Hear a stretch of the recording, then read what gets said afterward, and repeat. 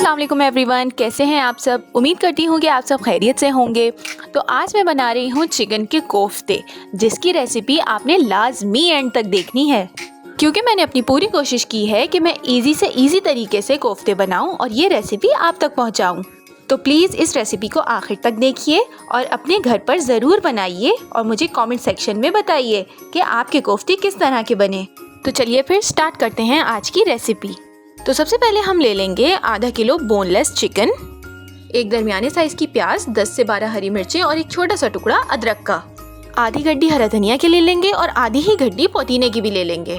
अब क्योंकि हम चिकन के कोफ्ते बना रहे हैं इसलिए हमको बड़ा चॉपर निकालने की कोई ख़ास ज़रूरत नहीं।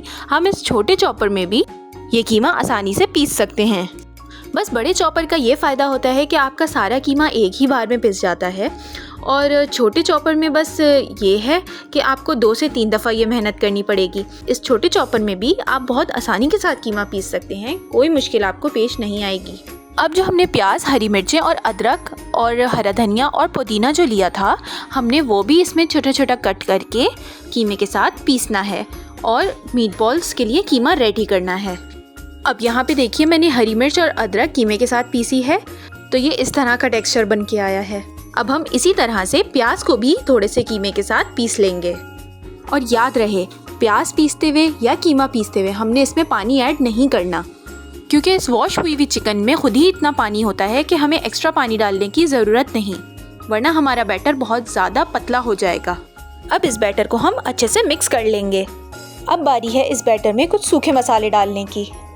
तो सबसे पहले हम इसमें 1 टीस्पून नमक डाल देंगे, ½ टीस्पून लाल मिर्चें डाल देंगे। याद रहे लाल मिर्चें ज़्यादा नहीं डालनी क्योंकि हमने इसमें हरी मिर्चों का भी इस्तेमाल किया है। अब ½ टीस्पून गरम मसाला डाल देंगे।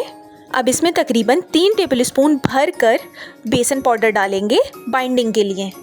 अब इसमें हरा धनिया और पुदीना काट कर शामिल करेंगे। ये देखिए, अब मैंने इस बैटर को अच्छे से मिक्स करके रेडी कर लिया है।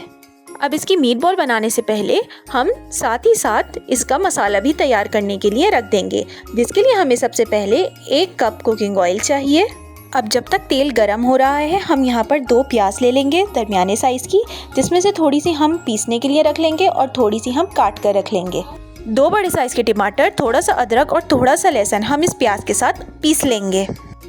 अब गरम तेल में कटी हुई प्याज ब्राउन करेंगे। प्याज ब्राउन हो जाने के बाद हम इसमें अपना पिसा हुआ मसाला ऐड करेंगे और इसको अच्छे से भूनेंगे।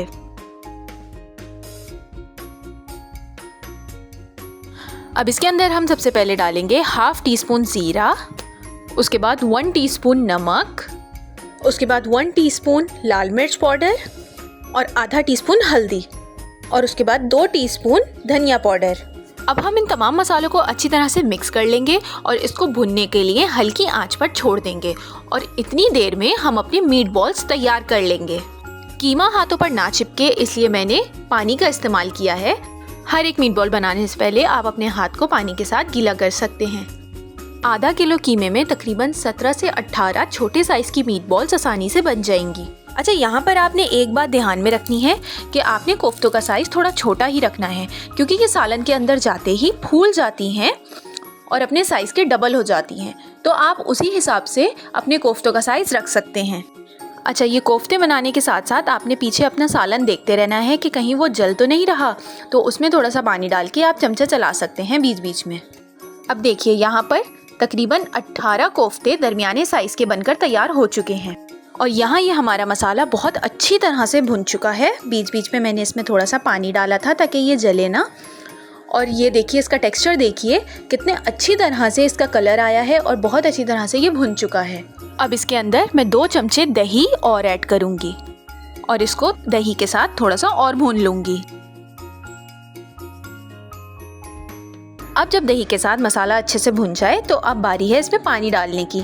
तकरीबन 2 गिलास आप इसके अंदर पानी डाल दें, या जितना भी आपको सालन इसमें रखना है आप उतना पानी इसमें डाल सकते हैं। जोश आने का इंतज़ार कीजिए। अब जब सालन में अच्छे से जोश आ जाए तो बारी है इसमें कोफ्ते डालने की। अब इसमें आप बहुत ही एहतियात के साथ सारे कोफ्ते आराम आराम से डाल दीजिए, और याद रहे बीच में हमें इसमें कहीं पर भी चमचा नहीं चलाना, वरना हमारे कोफ्ते टूट जाएंगे। अब चमचा चलाए बिना इसको इसी तरह दरमियानी आंच पे पकने देना है। तकरीबन 10 से 15 मिनट के लिए ये इसी तरह पकते रहेंगे। अब यहाँ पर देखिए इसका पकते पकते पानी थोड़ा सा खुश्क हो चुका है। पानी अगर ज़्यादा खुश्क हो जाए तो आप इसमें थोड़ा सा और डाल सकते हैं, नहीं तो बस अब आपने इसको ढककर दम पर रख देना है। 5 से 10 मिनट का दम देने के बाद आप चेक कर लें कि तेल ऊपर आ गया है या नहीं। अगर तेल ऊपर आ चुका है तो बस इसका मतलब है कि आपका सालन तैयार है। आप इसमें ½ टीस्पून पिसा हुआ गरम मसाला शामिल कीजिए और गार्निशिंग के लिए थोड़ा सा हरा धनिया काट कर डाल दीजिए और लें, आपके ज़बरदस्त से चिकन के कोफ्ते तैयार हैं। आप इस रेसिपी को अपने मेहमानों के सामने पेश कीजिए और यकीनन आपके मेहमान इसकी तारीफ़ ज़रूर करेंगे। तो चलिए मिलते हैं फिर अगली वीडियो में। तब तक के लिए अल्लाह हाफ़िज़। Please click on the like button and don't forget to subscribe my channel. Thank you.